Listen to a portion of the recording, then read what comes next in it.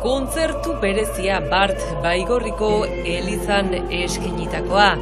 Boisetik, Estatu Batuetatik etorritako bihotzetik abesbatzaren eskutik.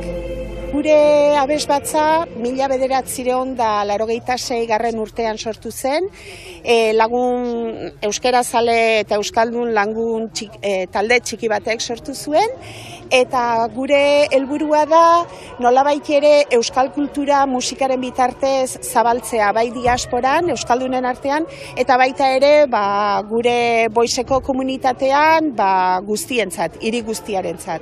Orduan hori da gure helburua. Baigorriko menditarrak abesbatzarekin batera, momentu hunkigarriak bizi izan ziren. Izan ere euskal kulturari oso lotuak daude Boiseko gehietabi kantariak.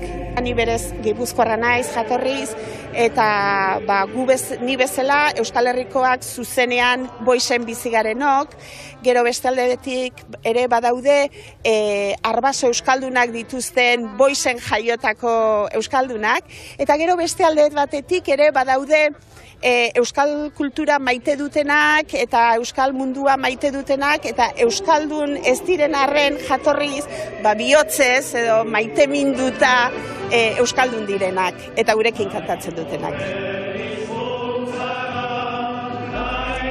Ikus-entzuleok kontzertu berezi honekin amaituko dugu gaurko saioa. Bihar arte!